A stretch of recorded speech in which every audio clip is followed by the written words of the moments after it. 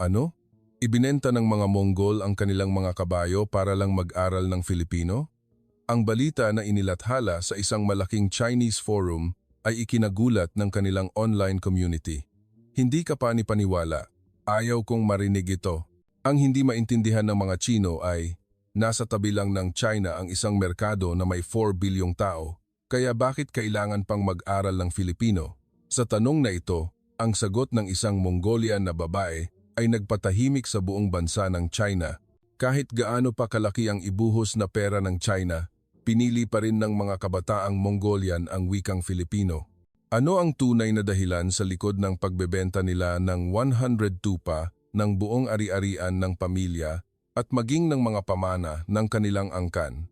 Ngayon, ibubunyag na ang nakakagulat na katotohanan. Kumusta? Ako si Katharina Schmidt, Asia correspondent ng German Public Television. Noong una kong narinig ang balitang ito, inakala ko ring ito ay isa lamang pinalaking kwento. Ngunit hindi ko napigilan ang aking kuryosidad. Agad akong sumakay sa flight patungong Ulaan Baatar. Sa daan mula sa airport patungo sa lungsod, kinausap ako ng taxi driver sa English. Saan po kayo pupunta? Sa Sandigan 19th Street po. Akala ko nagbibiro siya. Ngunit mayroon talagang isang kalye sa sentro ng Ulaan Baatar na tinatawag na ganoon. Sa kalye, ang mga karatula ng adobo, sinigang at lumpia ay mas marami pa kaysa sa mga pagkain ng Mongolian at ang mga kabataan ay may hawak na mga souvenir ng kanilang mga idolo sa P-pop. Ang mas nakakagulat pa ay sa mga bookstore, ang mga aklat-aralin sa wikang Filipino ay mas marami pang nakadisplay kaysa sa mga aklat ng Mongolian at ang set ng aklat para sa sertipiko ng kakayahan sa wikang Filipino, SKWF, ay laging sold out. Ito ba talaga ang Mongolia? Nang tanungin ko, tumawa ang may-ari ng bookstore at sumagot, ang kinabukasan ng Mongolia ay nasa wikang Filipino. Nag-aaral na rin ang apo kong babae ng Filipino.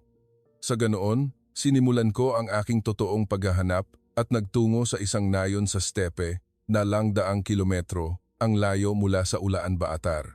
Doon, nagkaroon ako ng isang tadhanaing pagkikita ang pamilya ni Narma.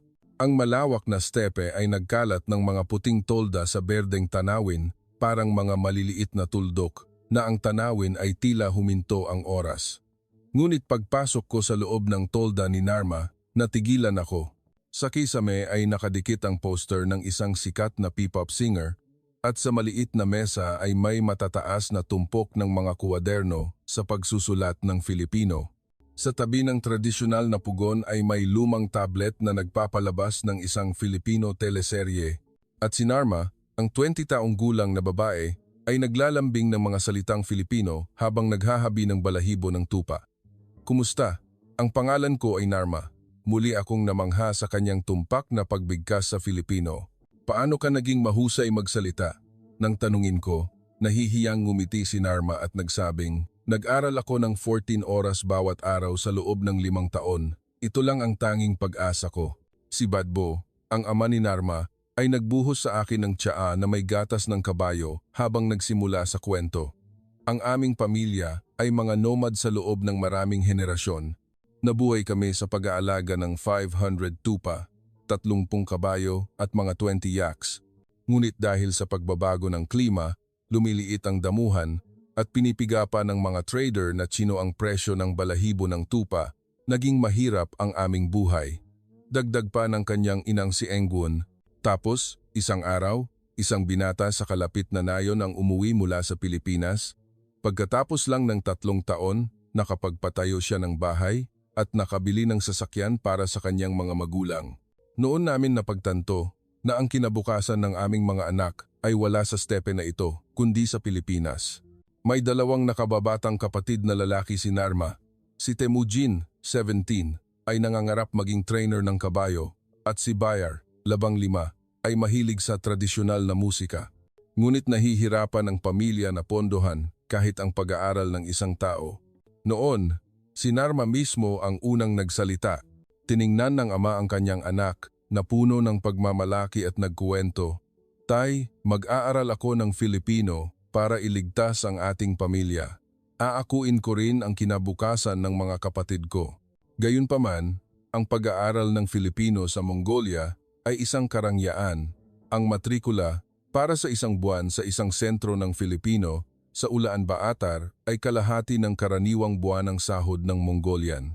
Ang presyo ng isang set ng aklat-aralin ay katumbas ng halaga ng 20 tupa at ang bayad para sa pagsusulit sa SKWF ay katumbas ng isang kabayo. Hindi namin talaga kayang tustusan, sabi ng ina habang lumuluha. Ngunit hindi sumuko si Narma. Araw-araw, gumigising siya ng maaga para alagaan ang mga tupa. Sa araw, nag-aaral siya ng Filipino sa pamamagitan ng mga libreng online lecture. Sa gabi, nagsasanay siya ng pagsulat sa ilalim ng liwanag ng kandila. Nagsimulang maging interesado si Narma sa Pilipinas noong 15 taong gulang siya. Sa isang field trip ng paaralan sa Pambansang Museo ng Kasaysayan ng Mongolia, nakita niya ang isang espesyal na eksibisyon tungkol sa pag-uugnayan ng Imperyong Mongolian at ng mga dinastiya ng Southeast Asia. Nagulat ako nang malaman na ang Mongolia at ang Pilipinas ay may matagal ng koneksyon kahit pa ito ay mga salungatan. Pakiramdam ko, may isang tadhana. Pagkatapos, nagsimulang manood si Narma ng mga Filipino teleserye, makinig sa P-pop at lalo siyang nahumaling sa pag-aaral ng Filipino.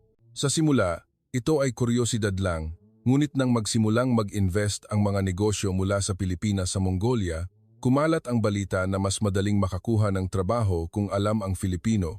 Mula noon, nagsimula siyang mag-isip ng seryoso. Gayunpaman, may limitasyon ang self-study. Hindi tumpak ang pagbigkas at hindi niya mapag-aralan ng sistematiko ang gramatika. Upang makapasa sa SKWF exam, kailangan niya ng formal na pagsasanay. At isang araw, dumating ang sandaling magbabago ng tadhana ang araw ng Sagansar Mongolian Lunar New Year, ang pinakamalaking pagdiriwang ng Mongolia. Sa pagtitipon ng pamilya, biglang tumayo si Ganbold, ang lolo ni Narma, at nagsabi, "Narma, naniniwala ka ba talagang magagamit mo ang Filipino para iligtas ang ating pamilya?" Sumagot si Narma sa nanginginig na tinig. "Opo, lolo, maniwala po kayo sa akin." Nanahimik ng sandali ang 70 taong gulang na lalaki at nagbigay ng nakakagulat na pahayag. "Ibebenta ko si Autan, ang stud horse na inalagaan ko sa loob ng 50 taon. Gagamitin ko ang perang iyon para sa matrikula mo." Napahinga ng malalim ang buong pamilya. Si Autan ay hindi lang isang kabayo. Ito ang ipinagmamalaki ng lolo, ang simbolo ng buong angkan. Ito ay isang mahusay na kabayo na 3 beses nagwagi sa mga karera ng kabayo at ang bloodline lang nito ay may napakalaking halaga. "Wag po, tay," sigaw ng ama ni Narma. "Si Autan ay kasaysayan ng ating angkan. Paano natin ito maibebenta?" Ngunit matigas ang lolo. Ang kabayo ay nakaraan at si Narma ang kinabukasan. Hindi ba't si Genghis Khan ay nagpakasal din ng kanyang mga prinsesa sa malalayong lupain upang magtatag ng alyansa? Si Narma ang magiging bago nating ipinagmamalaki. Narinig ang mga salitang iyon, lumuhod si Narma at umiyak ng malakas.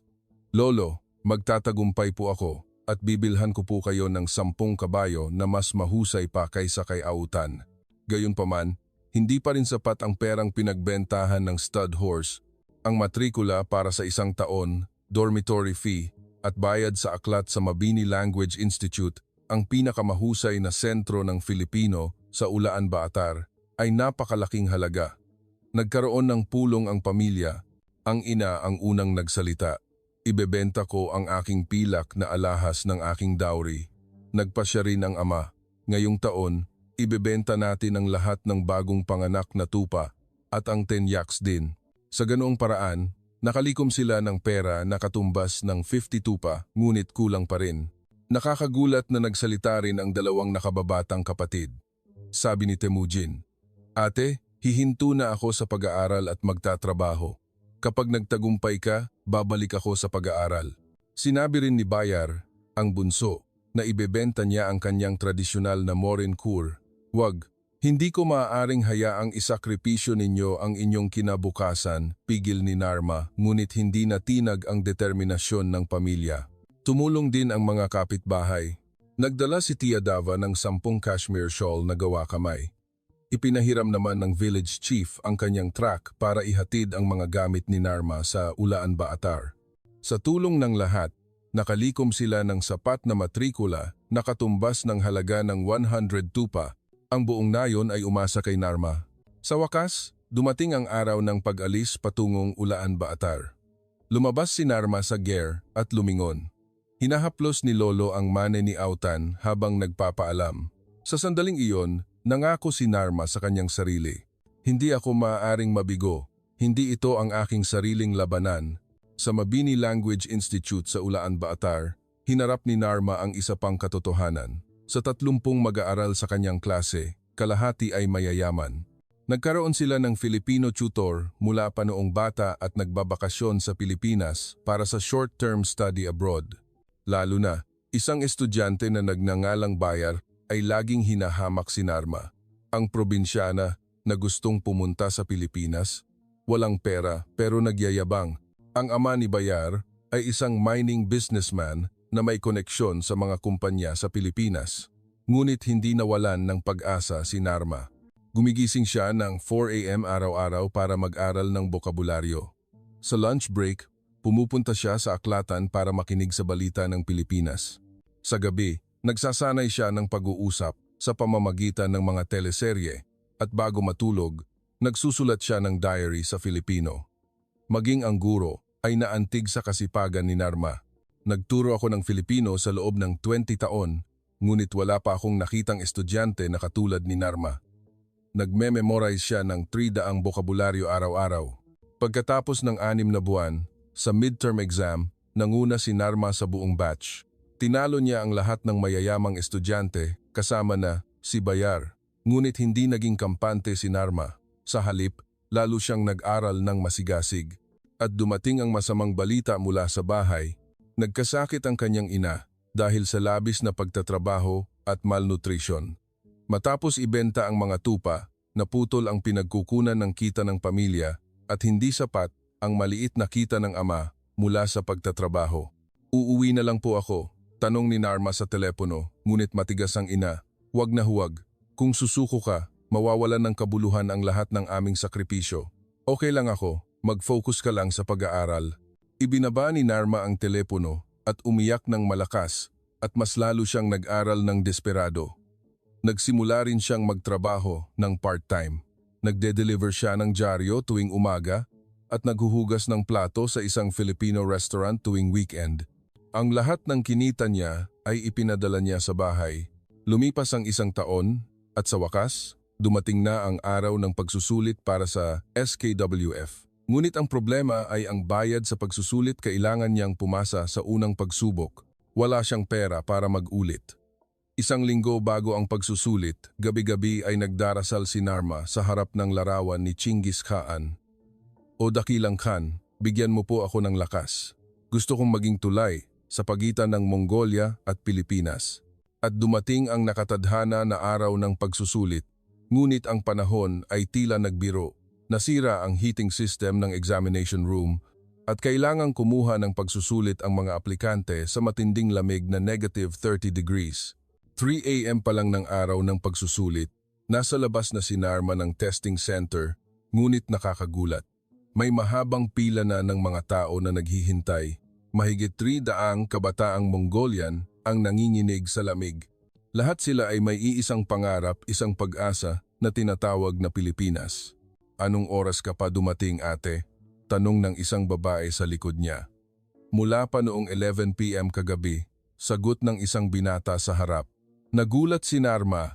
Hindi lang siya ang nasa ganoong kagyat na sitwasyon. Habang nakapila, nakipag-usap si Narma sa mga nakapaligid sa kanya. May isang nagbenta ng truck ng kanyang ama para sa matrikula. May isang bumagsak na 2 beses at ito na ang pangatlong beses niya. May isang gumastos ng buong pera sa kasal para sa pag-aaral ng Filipino. Tayo ay mga mandirigma, sabi ng isang binata. Mga modernong mandirigmang Mongolian na lumalaban gamit ang wikang Filipino. Lahat ay tumango bilang pagsang-ayon. 8 a.m. Sa wakas ay bumukas ang pinto ng exam room. Ngunit pagpasok nila, lahat ay natakot tuluyan ng patay ang heating system. Humingi ng paumanhin ang proctor. ngunit tuloy pa rin ang pagsusulit ayon sa plano. Pwede po ba kaming mag-gloves? Tanong ng isang tao, ngunit ang sagot ay malamig. Hindi, ituturing na pandaraya. Sa lamig na -30 degrees, kung saan halos manigas ang mga daliri, kailangan nilang kumuha ng 3 oras na pagsusulit. Ang kamay na may hawak ng panulat ay nanginginig, kaya hindi maisulat ng malinaw ang mga salita. Sa listening part, malamig din ang earphones. Ang estudyanteng katabi ni Narma ay sumuko pagkatapos lang ng 10 minuto. Suko na ako, hindi ko kaya. Ngunit nagtiis si Narma. Ipinagbili ng pamilya ko ang 100 tupa. Isinakripisyo ni Lolo si Autan. Hindi ako maaaring sumuko dito. Nagsimula ang reading comprehension part. Hindi naging madali mula pa sa unang tanong. Pinagsama-sama ang mga Filipino idiom at proverb. Ngunit kalmado si Narma. Ang pagbabasa niya ng mga dyaryo sa Pilipinas araw-araw sa loob ng 1 taon ay nakatulong sa kanya. Writing part. Ang tema ay, ang dahilan kung bakit gusto kong pumunta sa Pilipinas. Ginamit ni Narma ang nanginginig na kamay at isinulat ng maingat ang bawat salita. Gusto kong maging tulay sa pagitan ng Mongolia at Pilipinas, tulad ni Genghis Khan na nagbukas ng Silk Road. Gusto kong magbukas ng bagong daan sa ika-21 siglo nang matapos ang pagsusulit, nawalan na ng pakiramdam ang mga kamay ni Narma. Ngunit ang kanyang puso ay nag-aapoy dahil ginawa niya ang lahat ng kanyang makakaya. Paglabas niya sa exam room, naghihintay na si Bayar. Ang isang probinsyana na tulad mo ay hindi makakapasa. May tiyuhin ako na nagtatrabaho sa isang kumpanya sa Pilipinas. Ngunit hindi sumagot si Narma. Ang resulta ang magsasabi ng lahat. 1 buwan pagkatapos ng araw ng paglalabas ng resulta, nakaupo si Narma sa harap ng computer. Napakabagal ng internet kaya matagal bago mag-load ang website. Sa sandaling iyon, nagring ang telepono ang guro niya sa institute. Narma, binabati kita. Pangalawa ka sa buong Mongolia. Hindi makapaniwala si Narma sa kanyang narinig. Talaga po? Ako po ba talaga? Oo. 244 puntos halos perpekto. 1 puntos lang ang agwat sa nangunguna. Umiyak si Narma. Agad siyang tumawag sa bahay. Ma, pa, nagawa ko po. Sa telepono, narinig niya ang iyak ng buong pamilya. Mabilis na kumalat ang balita. Nagdiwang ang mga taga-nayon at ang kwento niya ay inilathala sa lokal na pahayagan na may pamagat na ang babae ng steppe lumipad gamit ang wikang Filipino. Sa institute, naging bayani si Narma. Lumapit sa kanya ang mga sumunod na batch para humingi ng payo at labis na ipinagmamalaki siya ng mga guro. Maging si Bayar ay lumapit para humingi ng paumanhin. Nagkamali ako, napakahusay mo talaga. Ngunit ito ay simula pa lamang. Ngayon, kailangan niya talagang pumunta sa Pilipinas. Kailangan niyang hintayin ang assignment ng kumpanya, ihanda ang visa at asikasuhin ang pag-alis. Itinalaga si Narma sa isang electronic component factory sa Cavite Economic Zone. Ang suweldo ay isang halaga na hindi niya kailanman mapangarap sa Mongolia. Sa perang ito, mababayaran ko ang lahat ng utang ng pamilya sa loob ng 6 na buwan. Puno ng pag-asa si Narma. 1 linggo bago umalis, tinawag siya ng kanyang lolo. Mahal kong apo, magiging mahirap sa Pilipinas. Baka malulungkot ka, baka madiskrimina. Ngunit tandaan mo, ikaw ay inapo ni Genghis Khan. Ang babae ng steppe, huwag mong kalimutan ang iyong pagmamalaki. Inabutan siya ng lolo ng isang maliit na bag. Sa loob ay isang hibla ng buhok mula sa mani ni Otan. Ito ang iyong anting-anting. Poprotektahan ka ni Otan. Sa wakas, dumating ang araw ng pag-alis. Lumabas si Narma sa gare at nagpaalam. Ang buong nayon ay nagtipon sa airport para ihatid siya. Niyakap ng mahigpit ng kanyang ina si Narma at nagsabing, ang kalusugan ang pinakamahalaga, dahan-dahan lang sa paghahanap ng pera. Umiyak din ang 2 kapatid na lalaki. Ate, susunod din kami sa iyo. Mag-aaral kami ng masigasig ng Filipino. Pag-akyat sa eroplano, sinabi ni Narma sa kanyang sarili, ngayon pa lang talaga nagsisimula. Dala ko ang pag-asa ng aking pamilya, ng buong nayon at ng buong Mongolia. Tumagal ng 3 oras at kalahati ang flight. Hindi nakatulog si Narma kahit 1 segundo. Ang sikat ng araw na tumatagos sa mga ulap ay parang gateway sa isang bagong mundo. At sa wakas, umalingaw ang loudspeaker sa eroplano. Makakalapag na po tayo sa Ninoy Aquino International Airport. Bumilis ang tibok ng puso ni Narma. Ang Pilipinas na matagal na niyang pinapangarap ay nasa harapan na niya. Ang buhay sa Pilipinas ay lubos na naiiba sa inaasahan ni Narma. Ang pagkamangha sa kagandahan ng NAIA ay panandalian lamang. Nagsimula ang katotohanan sa bus ride patungo sa Cavite Economic Zone. Ito ang dormitoryo, sabi ng isang empleyado ng kumpanya habang dinadala siya sa isang gusali na gawa sa mga container. 4 na tao ang kailangang magkasama sa isang kwarto at ang palikuran ay common, ngunit hindi ito inalala ni Narma. Mas mahusay pa rin ito kumpara sa Jer sa Stepe. Sa unang araw ng trabaho, gumising si Narma ng 5 a.m. para maghanda. Sinaot niya ang uniform na binigay ng kumpanya at tumingin sa salamin. Sa wakas, nagsimula na. Sa gate ng pabrika, nakilala niya ang kanyang team leader, si Kuya Kwang, isang lalaking halos 40 taong gulang. Narma, narinig kong galing ka ng Mongolia. Mahusay ka ba sa Filipino? Opo, nag-aral po ako ng masigasig. Sagot ni Narma ng malinaw, ngunit nanatiling malamig ang mukha ni Kuya Kwang. Napakalaki ng production floor. Ang conveyor belt ay patuloy na gumagana. Daan-daang manggagawa ang nag-assemble ng mga component. Ang trabaho ni Narma ay suriin ang mga component ng telepono. Kailangan niyang tumayo sa isang lugar sa loob ng 10 oras araw-araw para alisin ang mga defective na produkto. Sa simula, mukhang madali ang trabaho, ngunit wala pang 1 oras, nagsimula ng sumakit ang kanyang leeg at pagkatapos ng 2 oras, nagsimula ng mamaga ang kanyang mga paa. Pagdating ng tanghalian, nanghihina na ang kanyang buong katawan. Sa kantin ng kumpanya, kumain si Narma ng mag-isa. Ang mga Filipino staff ay hindi man lang tumitingin sa kanya. Ang iba pang mga foreign worker ay nagtitipon din sa kani-kanilang grupo, Vietnamese, Thai, Indonesian. Pagod, no? Biglang may kumausap sa kanya sa Filipino. Si Au, isang babaeng galing sa Indonesia. Ganyan talaga sa simula, masasanay ka rin. Ngunit hindi madali ang masanay. Hindi naiintindihan ng mga Filipino co-worker ang pagbigkas ni Narma at tuwing nagkakamali siya, naiinis sila. Hala, hindi pa rin niya maintindihan ang sinasabi ko? Nakakabuwisit?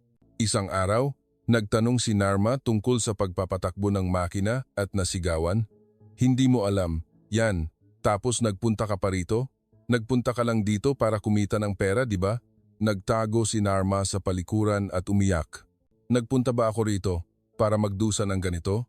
Hindi ito ang dahilan kung bakit nagsakripisyo ang pamilya ko, ngunit hindi siya maaaring sumuko. Gabi-gabi, nagsusulat si Narma ng diary, bahagi para mapanatili ang kanyang kakayahan sa Filipino, ngunit kadalasan ay para palakasin ang kanyang espiritu. Nagsumikap ako ngayon, magsusumikap din ako bukas para sa aking pamilya, para sa aking sarili. Tuwing weekend, nagpapatuloy siya sa pag-aaral ng Filipino. Partikular siyang nag-focus sa pag-aaral ng mga honorific at mga lokal na dialekto. Itinatala rin niya ang mga technical term na ginagamit ng lahat sa pabrika. Pagkatapos ng 3 buwan, nagsimulang lumitaw ang maliliit na pagbabago. Mas mabilis ang trabaho ni Narma at nabawasan ng malaki ang defect rate. Kinilala rin ni Kuya Kwang, mas mahusay si Narma kumpara sa ibang foreigner. Ngunit ang tunay na pagsubok ay dumating sa ika-6 na buwan. Dumating ang balita mula sa bahay, lumala ang sakit ng kanyang ina at kailangan ng operasyon, ngunit kulang sila sa pera. Ate, anong gagawin natin?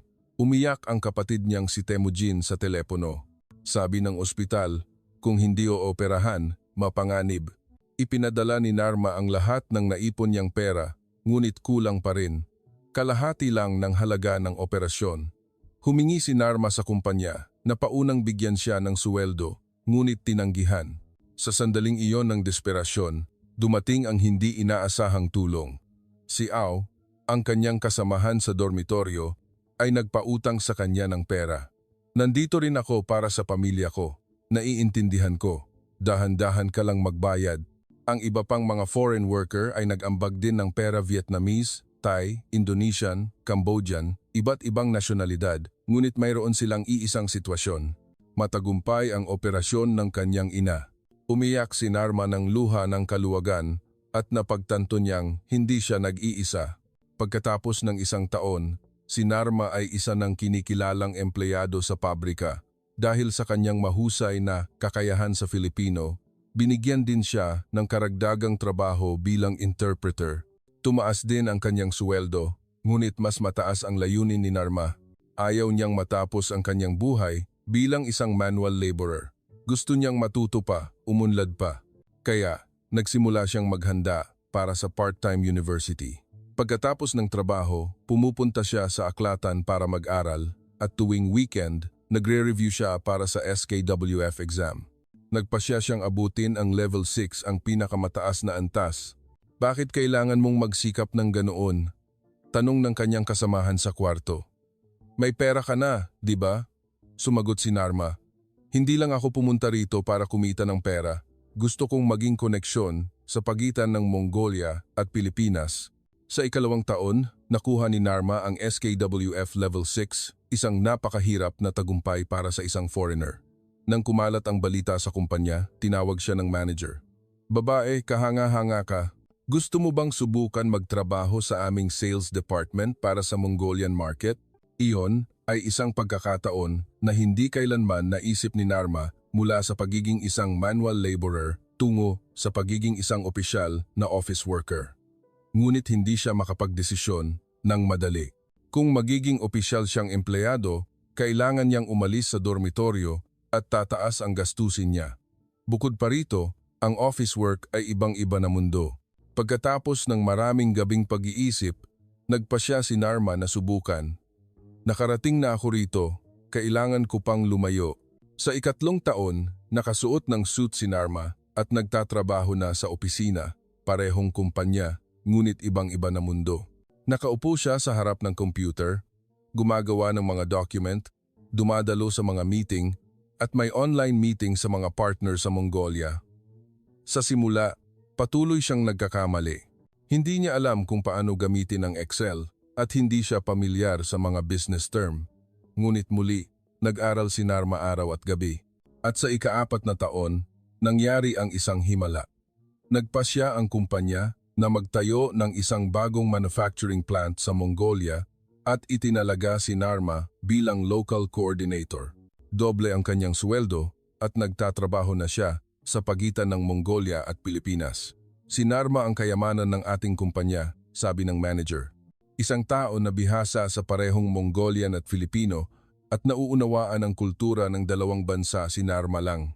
Sa unang business trip ni Narma pabalik sa Mongolia, sinalubong siya ng buong pamilya sa Ulaanbaatar Airport. Iyon ay isang reunion pagkatapos ng 4 na taon. Anak, nagawa mo talaga. Niyakap siya ng mahigpit ng kanyang ama. Ganap nang gumaling ang kanyang ina. Lumaki na rin ang 2 kapatid na lalaki. Ang mas nakakagulat pa ay ang pagbabago sa nayon. Kumalat ang kwento ng tagumpay ni Narma at maraming bata ang nagsimulang mag-aral ng Filipino. Isang maliit na Filipino language center ang binuksan sa nayon. Ikaw ang bayani namin, ate, sabi ni Temujin ng may pagmamalaki. Nagsimula na rin akong mag-aral ng Filipino. Nang makipagkita siya sa mga opisyal ng gobyerno ng Mongolia para sa trabaho, nakilala rin nila si Narma. Ikaw ba si Narma na sikat? Ikaw ang modelo ng kabataan ng Mongolia. Matagumpay na natapos ni Narma ang kanyang tungkulin bilang interpreter at negotiator na tumulong sa kumpanya na makakuha ng pinakamahusay na kondisyon mula sa gobyerno ng Mongolia. Dahil sa tagumpay na iyon, nakatanggap si Narma ng espesyal na bonus. Gamit ang pera, ang una niyang ginawa ay tuparin ang kanyang pangako sa lolo. Binilhan niya ito ng 10 pinakamahusay na Mongolian na kabayo. Umiyak si lolo at nagsabing, ang pagbebenta kay Autan ang pinakatamang desisyon sa buhay ko. Hindi lang 10 kabayo ang dinala mo, kundi ang kinabukasan ng ating pamilya. Kumalat ang kwento ni Narma sa buong Mongolia. Gumawa ng documentary ang telebisyon tungkol sa kanya at lumabas siya sa front page ng mga pahayagan na may pamagat na ang babaeng nagbenta ng 100 tupa nagkonekta sa Mongolia at Pilipinas. Sa Pilipinas, umalingaw-ngaw din ang kanyang kwento. Isang Filipino TV station ang nag-interview sa kanya at nagbahagi si Narma. Ang Pilipinas ay isang lupain ng pagkakataon para sa akin, ngunit ang mas mahalaga ay ang kabaitan ng mga tao. Sa simula, naramdaman ko ang lamig, ngunit sa paglipas ng panahon, naunawaan ko ang kanilang sinseridad. Sa ika-5 taon, nakakuha si Narma ng mas malaking pagkakataon. Itinalaga siya ng kumpanya bilang director ng Mongolian branch. Sa edad na 28, ang maging branch director ay isang bagay na hindi pa nangyari. Narma ay hindi lang isang empleyado, siya ang kinabukasan ng ating kumpanya, sabi ng CEO habang iniaabot ang appointment decision. Umuwi si Narma sa Mongolia at nagbukas ng opisina. Nag-hire siya ng 50 empleyado. Kalahati ay mga kabataang Mongolian na nagsasalita ng Filipino. Para sa kanila, si Narma ay isang simbolo ng pag-asa. Gusto ko ring maging katulad mo, Ate Narma, sabi ng isang bagong empleyado. Ngumiti si Narma at sumagot, "Huwag kang sumuko sa pangarap mo. Nagsimula ako sa 102 pa, ngunit ngayon ay nakakabuo ako ng trabaho para sa daan-daang tao." Lalong umunlad ang kumpanya. Dahil sa kakayahan ni Narma, tumaas ng husto ang kalakalan sa pagitan ng Pilipinas at Mongolia at nakatanggap siya ng mga award mula sa gobyerno ng dalawang bansa. Isang araw, bumisita si Narma sa Mabini Language Institute. Inanyayahan siya para magbigay ng pananalita sa mga susunod na henerasyon. Pagpasok niya sa lecture hall, sinalubong siya ng mahigit 100 estudyante na pumapalakpak. "Ate, paano ka po nagtagumpay ng ganyan?" tanong ng isang estudyante. Nag-isip ng sandali si Narma at sumagot, "Huwag kang sumuko, iyon lang iyon. Umiyak ako araw-araw, ngunit kinabukasan, tumayo akong muli. Okay lang ang madapa, basta't tumayo ka ulit." Pagkatapos ng pananalita, nakilala muli ni Narma si Bayar, ang kanyang dating karibal. Kinuha na nito ang kumpanya ng kanyang ama at nagbi-business na. "Narma, magkooperasyon tayo," alok ni Bayar. "Ang kakayahan mo at ang puhunan ko, magagawa natin ang mga kahanga-hangang bagay." Nagkamayan ang dalawa. Naglaho ang mga dating alitan. Ngayon, sila ay mga kasamahan. Si Narma ay isa ng nangungunang eksperto sa Pilipinas sa Mongolia. Inanyayahan siyang maging interpreter para sa Pangulo sa kanyang pagbisita sa Pilipinas at lumahok sa mga negosasyon para sa Free Trade Agreement, FTA, sa pagitan ng dalawang bansa. At dumating ang pinakamasayang balita. Ang kanyang nakababatang kapatid na si Temujin ay nakapasa sa isang prestihiyosong unibersidad sa Pilipinas.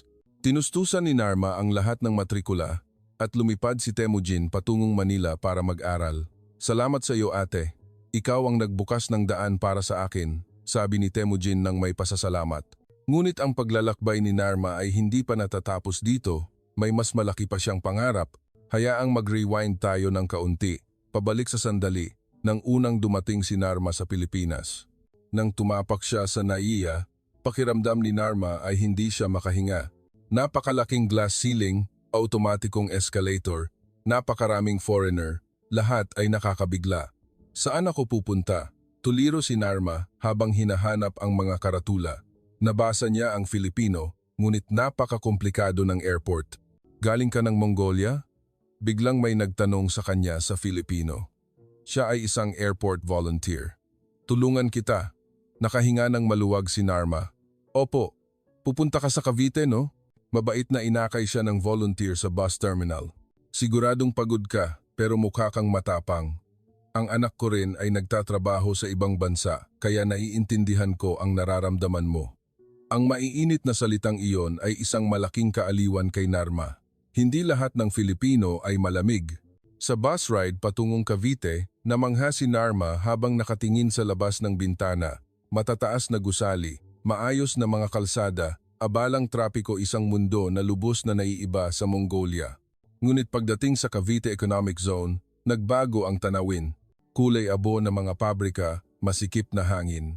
Mga manggagawa na may pagod na mukha, lubos na naiiba sa Marangyang, Maynila. Nang ilipat niya ang gamit sa dorm room, bahagyang na-shock si Narma. Ang tatlo niyang kasama sa kwarto ay galing sa iba't ibang bansa, Laos, Cambodia, Uzbekistan. "Marunong ka bang mag-Filipino?" tanong ni Lynn, ang babaeng galing sa Laos. "Opo, Kaunti po, sagot ni Narma. At nagulat ang lahat. Wow, ang galing! Nahihirapan kami dahil hindi kami marunong mag-Filipino, buntong hininga ni Sophie, ang babaeng Cambodian. Kinagabihan, nakahiga si Narma sa kama at nakatingin sa kisame. Naalala niya ang kanyang bayan, ang lamb soup na luto ng kanyang ina, ang tiyaan na may gatas ng kabayo ng kanyang ama, ang tawanan ng kanyang mga kapatid. Tama ba talaga ang pagpunta ko rito? Dinapuan siya ng pakiramdam ng kawalan ng katiyakan. Kinabukasan, sa unang araw ng trabaho, nalito agad si Narma sa gate. May tinanong sa kanya ang security guard na hindi niya maintindihan. Ha? Bago ka ba? Iyon ay lokal na dialekto ng guard. Tulala si Narma at ang isang Filipino staff na nakapila sa likod niya ay naiinis. Naku po, ang bagal. Tabihan, tabihan. Ang sumalubong kay Narma sa pabrika ay mga malamig na tingin. Isa pang foreigner, bulong ng isa. Ang dami ng foreigner ngayon, sabi ng isa pa. Yumuko si Narma at hinanap ang kanyang lugar.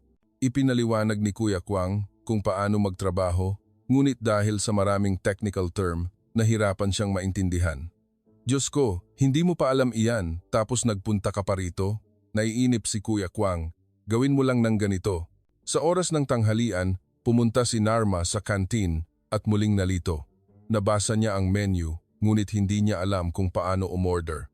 Anong kakainin mo, Ineng? Tanong ng canteen staff. Ako po ay, nauutal si Narma.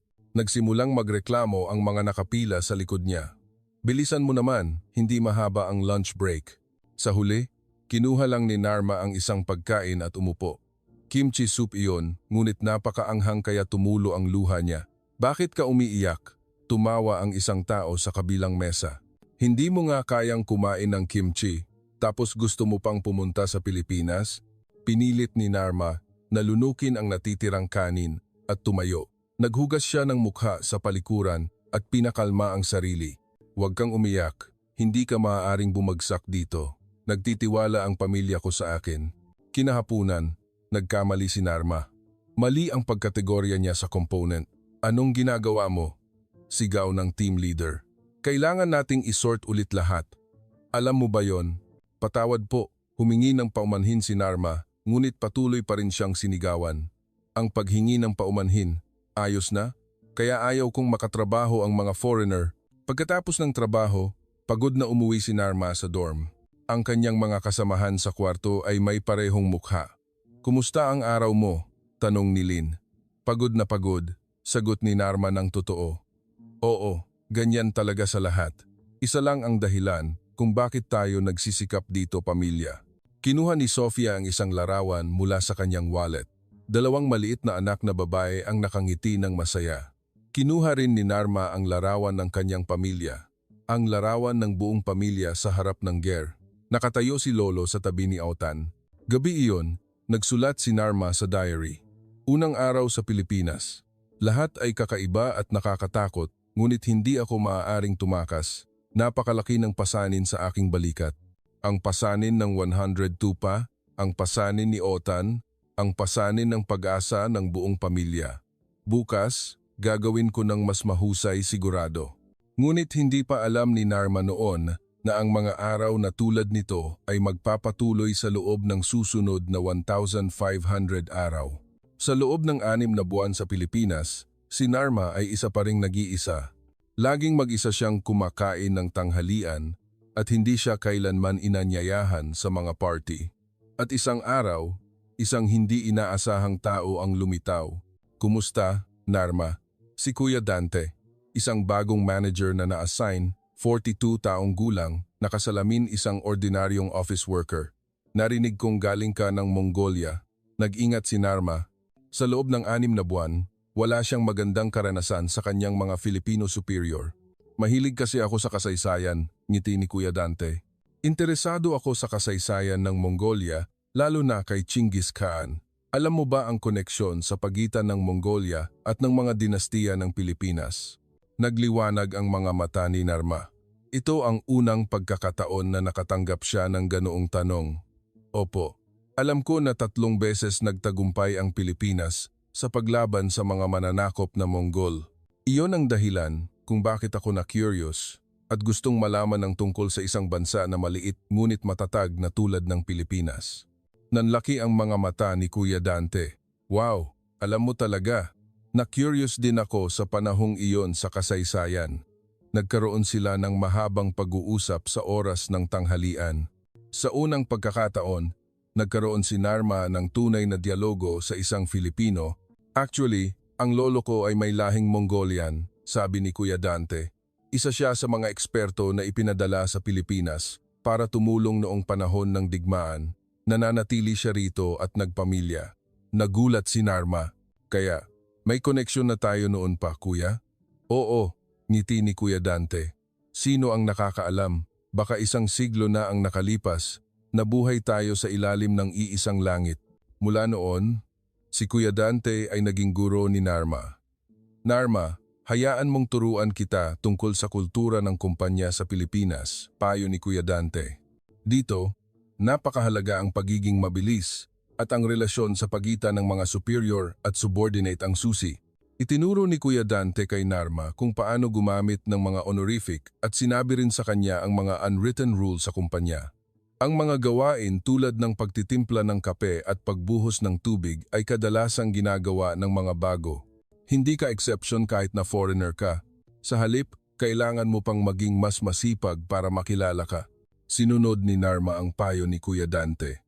Tuwing umaga, maaga siyang dumarating para maglinis ng opisina at kusang nagtitimpla ng kape para sa lahat. Sa simula, hinamak siya ng mga Filipino co-worker, ngunit unti-unti nagsimula silang maging mas bukas. Isang araw, nagkaroon ng party. Hindi pa rin inanyayahan si Narma, ngunit nagsalita si Kuya Dante. Si Narma ay bahagi rin ng grupo natin. Sama ka. Sa restaurant, sa unang pagkakataon, uminom si Narma ng rice wine, maanghang at matapang ang lasa. Ngunit masaya ang pakiramdam ng kasama ang mga co-worker. Narma, kumanta ka ng Mongolian song, sabi ni Kuya Kwang, ang team leader. Hindi na malamig ang kanyang boses. Kumanta si Narma ng isang Mongolian folk song, isang kanta tungkol sa hangin sa steppe at sa takbo ng kabayo. Tumahimik ang lahat at nakinig. Wow, ang ganda, pumalakpak ang isang tao. Hindi ko maintindihan ang lyrics, pero bakit ang touching? Ipinaliwanag ni Kuya Dante. Ang kanta ay tungkol sa buhay ng mga Mongolian nomad, tungkol sa pakiramdam ng taong umalis sa kanyang bayan upang pumunta sa malayong lugar. Naging tahimik ang kapaligiran. Tiningnan ng lahat si Narma sa ibang paraan. Hindi na siya isang foreigner na pumunta lang para kumita ng pera, kundi isang tao na nangungulila rin sa kanyang pamilya at bayan. Humihingi ako ng paumanhin, Narma, sabi ni Kuya Kwang. Naging malamig ako sa iyo dati. Sa totoo lang, ako rin ay galing sa probinsiya na nagpunta sa Maynila para magsimula ng buhay at naghirap din ako. Gabi iyon, sa unang pagkakataon, naramdaman ni Narma ang pakiramdam ng pagiging kabilang. Nagpatuloy ang relasyon nila ni Kuya Dante. Tuwing weekend, magkasama silang pumupunta sa museo para matuto tungkol sa kasaysayan ng Pilipinas. Minsan, nakikipag-dinner pa siya sa pamilya nito. Daddy, galing po siya sa Mongolia? Tanong ni Sue, ang anak ni Kuya Dante. Oo, anak. Nag-iisa siyang nagpunta rito mula sa malayong bansa, sabi ni Kuya Dante. Wow, ang super. Ate, turuan mo ako ng Mongolian. Tinuruan ni Narma ang bata ng ilang simpleng parirala at mabilis na ginaya ni Sue. Ang anak kong si Sue ay may talent sa wika, ngiti ng asawa ni Kuya Dante. Salamat kay Narma, lumawak ang pananaw ng aming pamilya. Isang araw, seryosong sinabi ni Kuya Dante, Narma, subukan mong mag-aral sa part-time university. Ang pag-aaral ng Business Administration o Commerce ay magbibigay sa iyo ng mas maraming magagandang pagkakataon, pero pera. Nag-atubili si Narma. May scholarship at may espesyal na admission program para sa mga foreign worker. Tutulungan kitang mag-imbestiga. Sa tulong ni Kuya Dante, inihanda ni Narma ang kanyang application at nag-apply sa Business Administration Department ng part-time program ng isang universidad sa Maynila. Sa araw ng interview, sinamahan siya ni Kuya Dante. Huwag kang mag-alala, sapat na ang kakayahan mo. Nagulat ang interview panel sa kakayahan ni Narma sa Filipino at naantig sa kanyang hangarin na maging isang talent na nagkokonekta sa Mongolia at Pilipinas. Pagkatapos ng 2 linggo, dumating ang acceptance letter. Nakatanggap din siya ng 50% scholarship. Kuya Dante, talagang nagpapasalamat po ako sa inyo. Umiyak si Narma. Wala yon, dahil yan sa galing mo, Narma. Tapik ni Kuya Dante sa kanyang balikat. Sa totoo lang, marami rin akong natutunan sa iyo. Ang tapang na sumubok, ang tiyaga na hindi sumuko. Iyan ang mga bagay na nakalimutan ko. Nagkaroon din ng pagbabago sa kumpanya. Nang kumalat ang balita na nag-aaral si Narma sa universidad, nagbago ang tingin ng kanyang mga co-worker. Ang galing talaga ni Narma. Nagtatrabaho sa umaga, nag-aaral sa gabi, mas masikap siya sa atin. Nahihiya ako. Hindi na nag-iisa si Narma. Iyon ay isang himala na nilikha ng kabaitan ng isang bayani. At binigyan ni Kuya Dante si Narma ng huling payo. Narma, tandaan mo, para magtagumpay sa Pilipinas, mahalaga ang kakayahan, ngunit mas mahalaga ang relasyon sa lahat. Ang sinseridad ay laging magbubunga. Nagsimula ang buhay estudyante at lalo pang naging abala si Narma. Nagtatrabaho siya sa pabrika mula 6 a.m. hanggang 10 p.m. at nag-aaral siya mula 10 p.m. Kailangan niyang gawin ang homework at mag-review para sa mga exam sa hating gabi. Isang gabi, kailangang mag-overtime ni Narma. May rush order, kaya kailangan niyang magtrabaho hanggang 11 p.m. Umuwi na ang ibang mga empleyado. Si Narma at Kuya Dante na lang ang natira sa pabrika. Narma, gutom ka na ba? Tanong ni Kuya Dante. Gusto mo bang magluto tayo ng instant noodles? Sa isang maliit na break room, nagluto si Kuya Dante ng noodles. Ngunit may isang espesyal na bagay. Ano po yan? Tanong ni Narma. Ito? Bagoong at itlog. Ito ang Filipino style ng pagluto ng noodles, tawa ni Kuya Dante. Narma, ano bang kinakain ninyo sa Mongolia kasabay ng noodles? Naglalagay po kami ng pinatuyong karne ng baka. Tinatawag po itong borts na ginagawa sa pamamagitan ng pagpapatuyo ng karne tuwing taglamig. Nagliwanag ang mga mata ni Kuya Dante. Wow, mukhang masarap. Mayroon ka ba? Kinuha ni Narma ang isang maliit na pouch mula sa kanyang bag. Ipinadala po ito ng nanay ko. Sabi niya, kainin ko raw kapag nalulungkot ako. Subukan nating ilagay, imungkahi ni Kuya Dante. Inilagay nila ang borts sa noodles at pagkatapos ng isang kagat, nagkatinginan sila. Wow, ang galing! Bulalas ni Kuya Dante. Mas tumindi ang lasa ng broth. Isang ganap na bagong lasa. Nagulat din si Narma. Talaga po? Hindi ko inasahan na magkasundo ang Filipino instant noodles at Mongolian borts.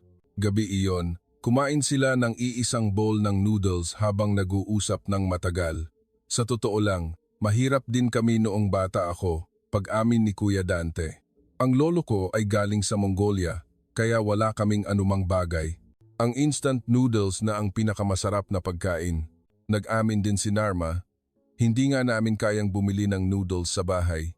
Ang Filipino instant noodles sa Mongolia ay imported at mahal, kaya inakala ko na makakakain ako ng noodles araw-araw pagdating ko sa Pilipinas. Nagtawanan silang dalawa. Magkaiba ang bansa, magkaiba ang sitwasyon, ngunit ang pasanin ng buhay na nilalaman sa isang bowl ng noodles ay magkatulad. Narma, hindi mo ba naisip na baka ito ay isang business idea? Biglang sabi ni Kuya Dante. Filipino-Mongolian fusion noodles? Nagulat si Narma. Talaga po? Oo. Sikat ngayon ang fusion cuisine. Lalo na, ang Filipino cuisine ay nagiging sikat sa buong mundo. Kung pagsasamahin natin ito sa tradisyonal na sangkap ng Mongolian, kinuha ni Kuya Dante ang kanyang notebook at nagsimulang itala ang mga ideya. Borts noodles, tsaa na may gatas ng kabayo na may dahon ng pandan, inihaw na tupa na may bagoong. Nagambag din si Narma ng may pagkasabik. Ang aaru, isang tradisyonal na tuyong keso ng Mongolian na ipares sa puto ng Pilipinas, ay maganda rin. Ang pag-uusap noong gabing iyon ay nagdala ng malaking pagbabago sa kalaunan. Nag-eksperimento si Kuya Dante at Narma sa mga fusion dish tuwing weekend at bumuo ng mga recipe. Pinatikim din nila ito sa mga co-worker sa kumpanya. Ang reaksyon ay explosive. Ang sarap, nag-thumbs up si Kuya Kwang. Pwede itong i-komersyalisa. Kumalat ang magandang balita. Inanyayahan sila sa Multicultural Festival sa Cavite. Nagbukas sila ng isang stall na tinatawag na Narma's Filipino-Mongolian Cuisine Ang 100 serving na inihanda nila para sa unang araw ay naubos sa loob lamang ng 2 oras. Ang Bort's noodles ang pinakapaborito. Hindi lang mga Filipino, kundi pati na rin ang mga migrant mula sa ibang bansa ay pumila.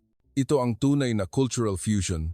Humanga ang festival organizer, gumagamit ng pagkain upang lampasan ang mga hangganan ng bansa. Nagulat din ang lokal na pahayagan na may pamagat na ang friendship noodles ng Filipino at Mongolian na babae. Isang araw, isang malaking kumpanya ng pagkain ang nakipag-ugnayan sa kanila. Gusto naming bilhin ang Bort's noodles recipe. Gusto naming ilunsad ang opisyal na produkto. Hindi makapaniwala si Narma at Kuya Dante. Hindi nila inasahan na ang noodles na kinain nila habang nag-overtime ay magiging isang malaking pagkakataon. Ang pera mula sa contract ay nagbukas ng isang bagong posibilidad para kay Narma. Nabayaran niya ang student loan at nakapagpadala siya ng mas maraming pera sa kanyang pamilya. Ang mas mahalaga ay ang kumpiyansa. Napagtanto ni Narma na hindi lang siya isang manual laborer, kundi isang tao na makakalikha ng halaga. Kuya Dante, salamat sa inyo. Nagpasalamat si Narma. Wala yun. Nagkita lang ang kultura mo at ang kultura ko. Ngiti ni Kuya Dante. Ito ang tunay na multiculturalism, hindi ba? Pagkatapos ng tagumpay ng Bort's noodles, ganap na nagbago ang buhay ni Narma.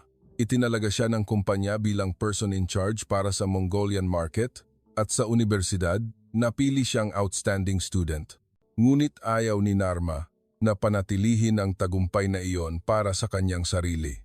Gusto kong tulungan ang mga Mongolian na tulad ko na nagpunta sa Pilipinas, sabi ni Narma kay Kuya Dante. Maraming Mongolian ang nakatira sa paligid ng Cavite Economic Zone.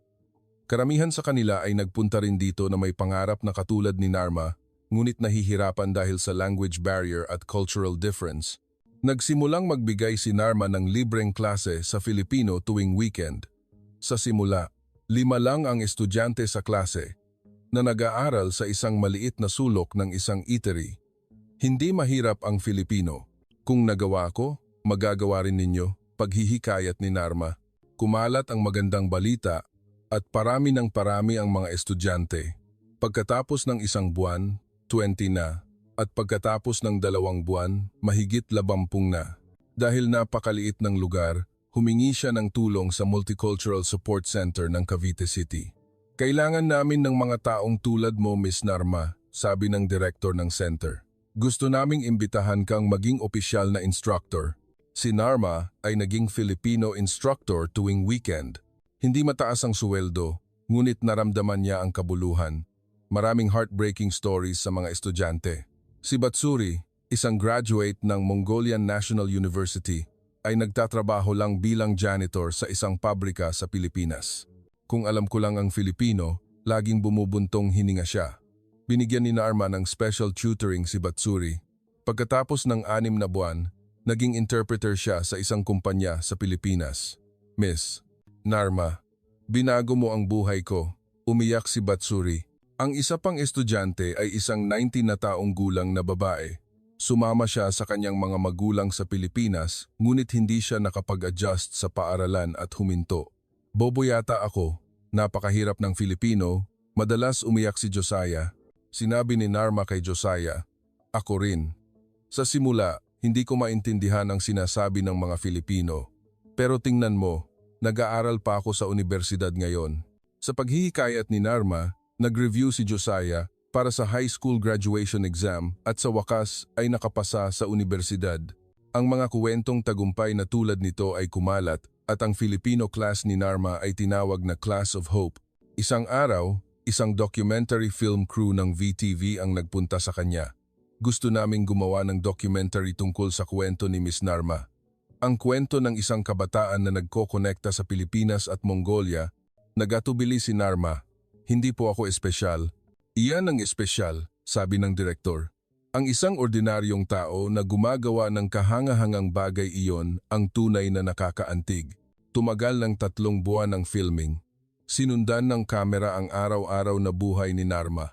Nagtatrabaho sa pabrika tuwing umaga, nag-aaral sa universidad tuwing gabi, nagtuturo ng Filipino tuwing weekend, at paminsan-minsan ay video calls sa pamilya sa Mongolia. Sa panahon ng filming, may isang eksena na napakaantig. Binati ng ina ni Narma ang mga estudyante sa Filipino class sa pamamagitan ng video call. Mga anak, magsikap kayo. Kung nagawa ng anak ko, magagawa rin ninyo. Ang kinabukasan ng Mongolia ay nakasalalay sa inyo. Umiyak ang lahat ng estudyante. Ang boses ng ina sa kanilang bayan ay nagpaalala sa kanila ng kanilang sariling mga ina. Ang documentary ay pinamagatang Ang Himala ng Ninziro Tupa. Pagkatapos na ipalabas, nakakuha ito ng record-breaking rating at naging hot topic sa internet. Ang taong tulad nito ang tunay na bayani, isang modelo para sa multicultural society ng Pilipinas. Nahiya ako kay Ate Narma. Anong ginagawa ko sa buhay ko? Libu-libong komento ang inilathala. Pagkatapos ipalabas ang programa, muling nagbago ang buhay ni Narma. Nakatanggap siya ng hindi mabilang na imbitasyon para magsalita at gusto siyang kunin ng mga negosyo bilang multicultural consultant.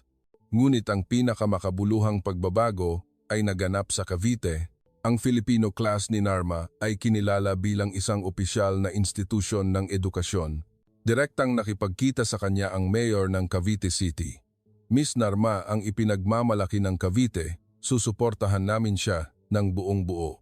Ang bagong gusali ay sponsored, ang mga aklat-aralin ay binigyan ng funding at nag-hire ng mga assistant instructor. Ang maliit na klase ni Narma ay lumago at naging Mongolian Education Center in Cavite. Sa araw ng opening, mahigit 100 Mongolian ang dumalo. Kinuha ni Narma ang microphone at nagsalita. 5 taon na ang nakalipas, naliligaw ako at umiiyak sa daan na ito. Hindi ako marunong mag-Filipino, wala akong kaibigan, ngunit ngayon, ang lugar na ito ay naging pangalawang tahanan ko. Huwag kayong sumuko. Ang Cavite, ang Pilipinas, ay handa na kaming tanggapin, pumalakpak ng malakas. Gabi iyon, nagsulat si Narma sa diary, ngayon ko, napagtanto na ang tagumpay ay hindi isang bagay na makakamit ng isang tao ng mag-isa, kundi magkasama. Ngayon, ibabalik ko ang tulong na natanggap ko sa iba. Iyon ang tunay na tagumpay.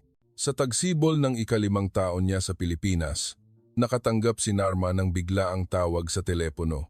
Ate, si nanay. Nanginginig ang boses ng kapatid niyang si Temujin. Nagkasakit si nanay. Sabi ng doktor, wala na siyang maraming oras. Muntik nang mahulog ni Narma ang telepono. Uuwi ako agad. Magbubook ako ng plane ticket ngayon. Ngunit may isang problema. Ang oras na iyon ay kasabay ng visa renewal ni Narma at kung aalis siya, baka mahirapan siyang makabalik. Narinig ni Kuya Dante ang sitwasyon ni Narma at iniulat ito sa kumpanya. Nakakagulat, ang CEO mismo ang nagsalita. Si Narma ay isang mahalagang talent ng ating kumpanya. Ako mismo ang pupunta sa Bureau of Immigration. Pagkatapos ng 3 araw, naibigay ang espesyal na re-entry permit. Nag-sponsor pa ang kumpanya ng round-trip ticket. Narma, samahan mo ang nanay mo. Huwag kang mag-alala sa trabaho, sabi ng CEO nang may pagmamalasakit. Sa daan patungong Naiya, naalala ni Narma ang 5 taon na ang nakalipas. Noon, pumunta siya sa Pilipinas ng may pag-asa, ngunit ngayon, bumalik siya sa kanyang bayan ng may kalungkutan. Sa flight pabalik sa Mongolia, inalala ni Narma ang mga alaala niya sa kanyang ina. Anak, huwag kang magpahirap sa Pilipinas. Kung hindi mo na kaya, umuwi ka na, ang salita ng kanyang ina noong umalis siya. Ma, pumasa ako sa level 6. Ang masayang boses ng kanyang ina sa telepono nang ipakita niya ang kanyang tagumpay. Pagdating sa Ulaanbaatar Airport, naghihintay na si Temujin. Ang kapatid niyang lalaki na huli niyang nakita 5 taon na ang nakalipas ay matangkad at malaki na. Ate, bilisan mo, naghihintay si nanay sa iyo. Sa loob ng 4 na oras sa daan pabalik sa nayon, labis na nag-alala si Narma. Nagdasal siya na sana ay hindi pa huli ang lahat, na makikita pa niya ang kanyang ina. Pagdating sa Ger, nagtipon ang buong nayon doon. Pagkakita kay Narma, umalis ang lahat at binigyan siya ng daan. Ma. Nakahiga sa kama ang kanyang ina, ngunit nakilala pa rin niya si Narma. Pilit niyang iniangat ang kamay niya at hinaplos ang mukha ni Narma. Anak ko, umuwi ka na? Miss na miss kita. Hinawakan ni Narma ang kamay ng kanyang ina at umiyak ng malakas. Ma, humihingi po ako ng paumanhin. Dapat po ay mas madalas akong umuwi. Hindi, anak. Masaya na ako na malaman na namumuhay ka ng maayos sa Pilipinas.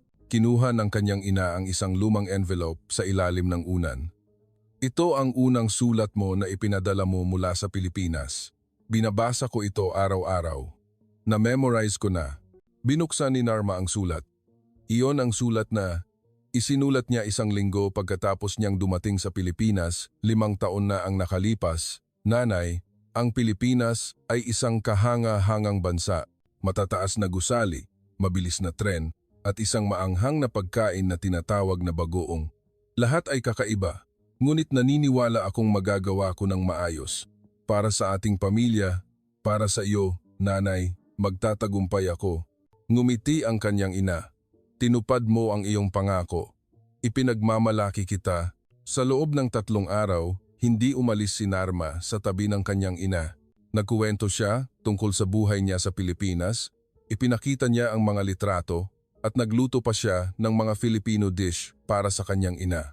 Ito ba ang bagoong? Tikim ng kanyang ina at tumawa. Hindi ko inasahan na makakain ng anak ko ng ganito kaanghang na pagkain. Bumisita rin ang mga taga-nayon. Lahat ay tinuring si Narma na parang isang bayani. Salamat kay Narma, nagsimula na ring mag-aral ng Filipino ang anak ko. Si Narma ang nagbukas ng daan para sa kanila. Labis na ipinagmamalaki ng kanyang ina. Ang anak ko ay naging pag-asa ng buong nayon. Sa huling gabi, tinawag siya ng kanyang ina. Anak, pagkatapos kong umalis, huwag kang malulungkot. Ang pamumuhay mo nang maayos ang aking langit. At inabutan siya ng isang maliit na bag. Sa loob ay isang silver bracelet. Ito ay pamana ng ating pamilya. Sa iyo na ito. Ibigay mo ito sa anak mong babae sa hinaharap. Kinabukasan ng umaga, payapang na maalam ang kanyang ina habang hawak pa rin ang kamay ni Narma. Daan-daang tao ang dumalo sa libing. Naalala ng lahat na ginamit ni Narma ang perang ipinadala niya para magtayo ng paaralan sa nayon. Ang anak ng babaeng ito ang nagpabago sa buong nayon na ito, sabi ng village chief sa eulogy. Si Narma ang tulay sa pagitan ng Pilipinas at Mongolia. Sa araw ng pagbabalik sa Pilipinas, tumayo si Narma sa harap ng puntod ng kanyang ina. Ma, ngayon pa lang talaga nagsisimula. Ang mga pinangarap mo, tutuparin ko. Pagkatapos mamatay ng kanyang ina, mas lalo pang nagsikap si Narma. Ginamit niya ang trabaho para maibsan ang kalungkutan at sinubukang tuparin ang kanyang pangako sa ina. Pagbalik niya sa Pilipinas, sinalubong siya ng lahat sa kumpanya ng may pagmamalasakit. Narma, maging matapang ka. Kami ang pamilya mo, aliw ni Kuya Dante. Binigyan ng kumpanya si Narma ng isang bagong proyekto magbukas ng isang Filipino Product Exhibition Center sa Ulaanbaatar, Mongolia. Si Narma ang magiging general manager dahil siya ang pinakamahusay na nakakaintindi sa Mongolia, sabi ng CEO. Nagtrabaho si Narma sa pagitan ng Pilipinas at Mongolia upang isakatuparan ang proyekto. Nakipagkita siya sa mga opisyal ng gobyerno ng dalawang bansa, nakipagnegosasyon sa mga lokal na negosyo at umako rin sa interpretation at translation. Pagkatapos ng 6 na buwan, binuksan ang Filipino-Mongolian Trade Center sa sentro ng Ulaanbaatar. Dumalo ang mga ministro ng dalawang bansa sa opening ceremony. Ang center na ito ay naitatag dahil sa mga talent na tulad ni Narma, pahayag ng kalihim ng trade and industry ng Pilipinas. Tumugon naman ang ministro ng Mongolia. Si Narma ang aming ipinagmamalaki, ang modelo ng kabataan ng Mongolia. Naging matagumpay ang center. Daan-daang small and medium enterprises mula sa Pilipinas ang nagkaroon ng booth at dagsa ang mga Mongolian buyer. Ang unang transaction value ay lumampas sa 10 milyon. Ang papel ni Narma ay hindi lang bilang interpreter. Siya ang tulay na nag-aayos ng mga pagkakaiba sa kultura, naglutas ng mga hindi pagkakaunawaan, at nagtatayo ng tiwala. Kung wala si Miss Narma, sumuko na sana kami. Nagpasalamat ang kinatawan ng isang negosyo sa Pilipinas. Hindi namin talaga maintindihan ang kultura ng Mongolia. Ganon din ang mga negosyo ng Mongolian. Salamat sa paliwanag ni Narma, naunawaan namin ang mga negosyo ng Pilipinas. Dahil sa kanyang kinikilalang tagumpay, nakatanggap si Narma ng commendation mula sa Prime Minister ng Pilipinas. Isang bagay na napakabihira para sa isang foreign worker. Sa awarding ceremony, nagbigay si Narma ng maikling talumpati. Nagsimula ako sa 100 tupa at isang kabayo, ngunit binigyan ako ng Pilipinas ng pagkakataon at ngayon ay nagtatrabaho ako para ikonekta ang dalawang bansa. Naniniwala ako na ito ang tunay na kooperasyon para sa pag-unlad. Tinawag ng media si Narma na isang people's diplomat. Sa panahong iyon, isang mas malaking pagkakataon ang dumating kay Narma. Ang S-Group, isang malaking korporasyon sa Pilipinas, ay gustong kunin siya bilang general manager para sa Mongolian market. Ang sweldo ay magiging 3 beses ng kasalukuyan niya. Magkakaroon ka rin ng preferred stock, alok ng HR manager. Maraming pinag-isipan si Narma. Mahalaga ang pera, ngunit ayaw niyang iwan ang kumpanya at si Kuya Dante, ang mga taong tumulong sa kanya. Si Kuya Dante ang unang nagsalita. Narma, umalis ka na. Oras na para magkaroon ka ng mas malaking stage. Nagbigay sigla rin ang CEO ng kasalukuyan niyang kumpanya. Isang karangalan, yan para sa aming kumpanya. Ngayon, pumunta ka na at gumawa ng mas malalaking bagay. Lumipat si Narma sa S-Group. Tinrato siya bilang isang senior executive at pinamahalaan niya ang isang team ng 20 tao. Ang una niyang proyekto ay magtayo ng pinakamalaking solar power plant sa Mongolia. Ito ay isang malaking proyekto na may partisipasyon ng gobyerno ng Mongolia, gobyerno ng Pilipinas at mga international financial institution. Si Narma ay isang perpektong coordinator. Nilutas niya ang mga problema sa land compensation para sa mga Mongolian nomad, hinikayat niya ang mga environmental organization at nakakuha siya ng permit mula sa gobyerno. Si Miss Narma ay isang genius, humanga ang project manager. Dahil nauunawaan niya ang pananaw ng dalawang panig, napakabilis ng resolusyon. Pagkatapos ng 2 taon, natapos ang power plant. Sa inauguration ceremony, na dinaluhan ng Pangulo ng Mongolia, nakatanggap si Narma ng Commendation for Merit. Ang power plant na ito ay simbolo ng kooperasyon ng Pilipinas at Mongolia, sabi ng Pangulo, at ang sentro ng kooperasyong iyon ay si Narma. Dahil sa tagumpay ng kanyang ate, nagpasya rin si Temujin na mag-aral sa Pilipinas. Tinustusan ni Narma ang matrikula at nakapasa si Temujin sa Business Administration Department ng National Economic University sa Maynila. Nasa daan ako na binuksan mo, ate, sabi ni Temujin. Gusto ko ring maging koneksyon sa dalawang bansa na tulad mo. Nag-aral din ng masigasig ng Filipino, ang bunso nilang si Bayar. Susunod din ako sa lalong madaling panahon. Kaming 3 magkakapatid ang magiging pangunahing factor sa relasyon ng Pilipinas at Mongolia. Isang araw, inanyayahan si Narma na magsalita sa United Nations Asian Youth Forum. Ang tema ay From Migrant Worker to Global Leader. Tumayo si Narma sa harap ng daan-daang manonood at nagsabi, "Isa akong babae na nag-aalaga ng tupa sa stepe ng Mongolia, ngunit nang mag-aral ako ng Filipino, bumukas sa akin ang buong mundo.